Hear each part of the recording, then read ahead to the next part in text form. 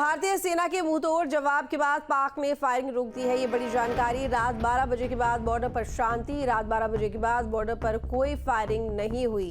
तो रात 12 बजे के बाद में बॉर्डर पर शांति दिखाई दी। तो भारतीय सेना ने मुंहतोड़ जवाब दिया पाकिस्तान की फायरिंग का और ड्रोन्स का। वहीं रात 12 बजे के बाद बॉर्डर पर शांति दिखाई दी। रात 12 बजे के बाद से बॉर्डर पर कोई फायरिंग नहीं हुई है। राहुल नवाज हमारे साथ में लाइव जुड़ गए हैं ज्यादा जानकारी के साथ में। राहुल, 12 बजे तक जमकर फायरिंग हुई, ड्रोन भेजे गए, लेकिन ये जानकारी है कि 12 बजे के बाद में अचानक से वहां पर शांति हो गई, फायरिंग बंद हो गई, ड्रोन भी दिखने बंद हो गए।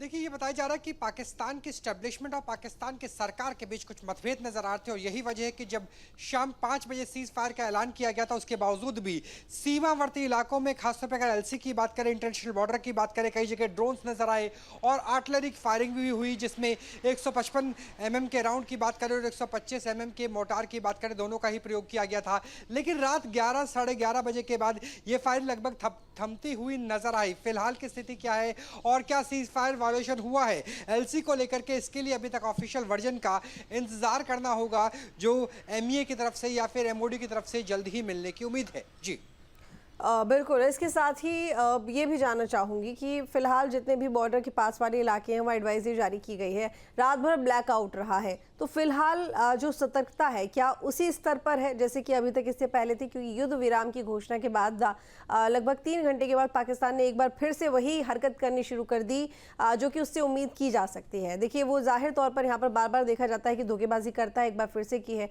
लेकिन अगर सुबह के वक्त की बात करें तो अब क्या हालात दिखाई दे रहे हैं?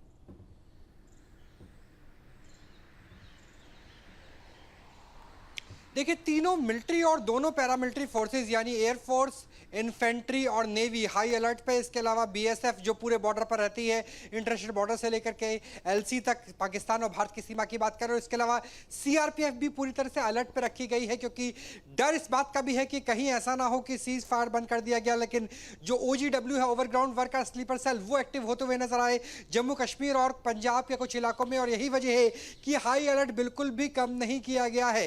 रात के समय भी ब्लैकआउट किया गया था। अगर हम पंजाब के और अगर कश्मीर के साथ जम्मू और राजस्थान के सीमावर्ती इलाकों की बात करें, खासतौर पर राजस्थान पे बाड़मेर, बीकानेर, श्रीगंगानगर और ये पूरा इलाका, जैसलमेर, जोधपुर का, और इसके अलावा अगर पठानकोट की बात हो या फिर गुरदासपुर, अमृतसर, जम्मू, कठुआ, सांभा, राजौरी, इन सभी इलाकों में ब्लैकआउट किया गया था। और अभी भी स्थिति ऐसी है कि हाई अलर्ट पर है और फ्री हैंड दिया हुआ है पैरामिलिट्री फोर्सेस को भी और आर्मी को भी कि अगर किसी तरीके से एडवेंचर करने की कोशिश पाकिस्तान की तरफ से होती है तो उसे माकूल जवाब दिया जा सके। लेकिन फिलहाल जो सूत्र बता रहे हैं कि सीज फायर वायलेशन नहीं हुआ है। स्थिति फिलहाल काफी हद तक तनावपूर्ण है, लेकिन शांतिपूर्ण भी है और नियंत्रण में भी, नियंत्रण रेखा से लेकर के अंतर्राष्ट्रीय सीमा तक। जी बिल्कुल राहुल, और ये भी बात यहाँ पर है कि देखिए, अब क्योंकि 12 तारीख को बात होनी थी दोनों ही देशों के बीच में, लेकिन इसी बीच में जिस तरीके से आपने अभी यहाँ जानकारी दी कि सेना और सरकार के बीच में मतभेद है, शायद इसी वजह से यहाँ पर जो सीज फायर है उसका उल्लंघन किया गया है। लेकिन आगे जो 12 तारीख की टेबल पर बातचीत होगी उसको किस तरह से देखें आप?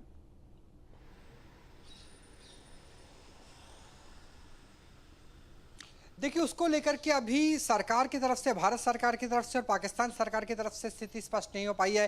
भारत ने यह जरूर कहा है कि जो सिंधु जल संधि थी, जो 19 सितंबर 1960 में कराची के शहर में साइन की गई थी पंडित नेहरू के द्वारा, वो सस्पेंडेड है, डिसमिस नहीं हुई है, लेकिन सस्पेंडेड अभी भी बरकरार है। इसके अलावा जीरो टॉलरेंस और आतंकवाद रहेगी, यानी आतंकवाद को लेकर के या टेरर फंडिंग को लेकर के कोई कोताही नहीं बरती जाएगी। तो भारत अपनी दोनों शर्तों पर कायम है कि आतंकवाद को मुंहतोड़ जवाब भी दिया जाएगा और पानी और लहू एक साथ नहीं बह सकते हैं, यह भी स्पष्ट कर दिया गया है। 12 तारीख को इसमें क्या स्थिति रहेगी, इसके लिए अभी थोड़ा इंतजार और करना होगा। राजधानी दिल्ली में आज भी बैठकों के दौर चलने की उम्मीद है, जिसमें हो सकता है रक्षा मंत्रालय से लेकर विदेश मंत्रालय, गृह मंत्रालय से लेकर के वित्त मंत्रालय की बैठक होगी और जो सारी रिपोर्ट है ये एनएसए के द्वारा, सीडीएस के द्वारा, रक्षा मंत्री और वित्त मंत्री के द्वारा प्रधानमंत्री नरेंद्र मोदी को भी दी जा सकती है। बिल्कुल। और राहुल, देखिए, एक बात और है यहाँ पर कि अभी आपने ग्राउंड वर्कर्स का जिक्र किया, आपने कहा कि जो यहाँ पर स्लीपर सेल्स हैं वो एक्टिव हो सकते हैं, नगरकोट की एक खबर आ रही है जिसमें जानकारी मिली कि किसी संदिग्ध ने आर्मी कैंप पहुंचकर वहां पर फायरिंग की, जिसमें हमारा एक जवान भी घायल हुआ है। इसको लेकर क्या जानकारी है?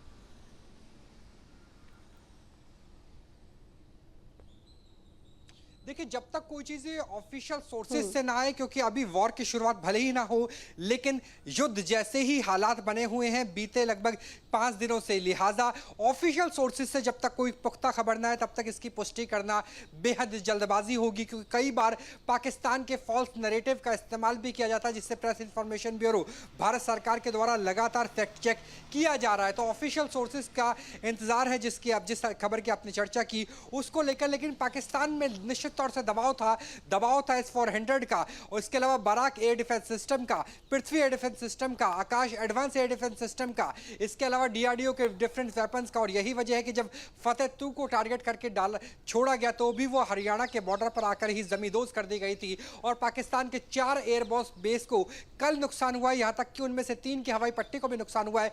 तो पाकिस्तान इस बात को अच्छे से समझ गया है कि वो भारत से सशस्त्र शक्ति के आधार पर उलझ नहीं सकता है, और यही वजह है कि पाकिस्तान ने एक तरीके से, जो हमारे सूत्र बता रहे, दरवाजा खटखटाया अमेरिका के सीज फायर को लेकर के।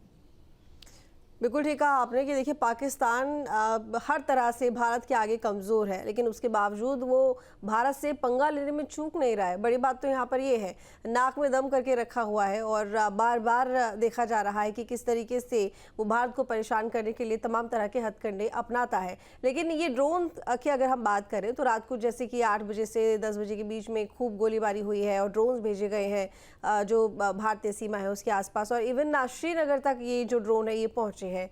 इसको एक तरीके से सिक्योरिटी ब्रीच की तरह भी देखा जा सकता है, क्योंकि देखिए यहाँ पर तो पूरी तरह से सेना एक्टिव दिखाई दे रही है, लेकिन श्रीनगर तक, लाल चौक कर अगर यहाँ पर ड्रोन देखे जा रहे हैं तो वहाँ पहुँचकर ड्रोन को नष्ट करना, ये कहीं ना कहीं सिक्योरिटी ब्रीच के तौर पर इसको देखें।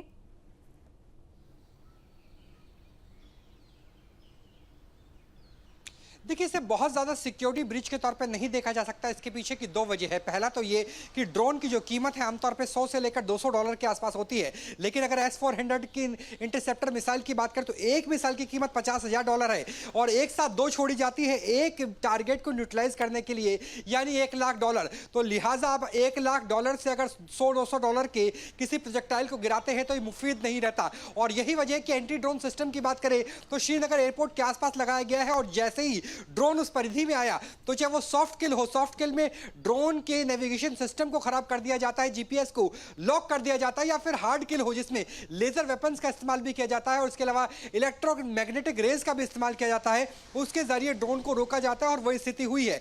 और जिस तरीके से मैंने आपको कहा कि स्थिति तनावपूर्ण है, लेकिन फिलहाल शांति भी नजर आ रही है, तो ऐसा नहीं है कि हमारे ड्रोन उस तरफ नहीं होंगे, लेकिन फिलहाल हमें ऑफिशियल सोर्सेज का इंतजार करना चाहिए, ड्रोन को लेकर के, आर्टिलरी फायर को लेकर के भी। और कल जिस तरीके से लगभग 6 से लेकर 7 घंटे तक सीज फायर वॉलेशन नजर आया अलग अलग बॉर्डर्स पर। जी बिल्कुल, लेकिन देखिए लगभग रात को 11:30 बजे शहबाज शरीफ की तरफ से ये कहा गया था कि जो हमला है वो पहले भारत ने किया है, उन्होंने यहाँ पर सीज़ फायर का उल्लंघन किया है, इसका जो अंजाम है वो ज़रूर भारत को भुगतना पड़ेगा। इस तरह की तमाम बातें शहबाज शरीफ की तरफ से की गई हैं।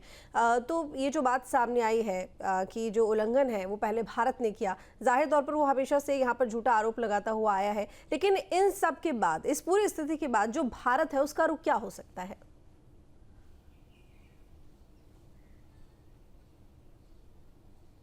देखिए, भारत फिलहाल अपनी पावर को, शक्ति को होने के बावजूद भी बेहद नियंत्रण तरीके से जवाब देता हुआ नजर आ रहा है, क्योंकि जब अब्दाली और फतेह 2 जैसी मिसाइल चली तो हमारे यहाँ से भी निर्भय क्रूज मिसाइल से लेकर के ब्रह्मोस सुपरसोनिक, दुनिया की सबसे तेज चलने वाली सुपरसोनिक क्रूज मिसाइल का इस्तेमाल किया जा सकता था, लेकिन हमने बहुत कम ही मिसाइल्स का यानी काइनेटिक फोर्स का इस्तेमाल किया।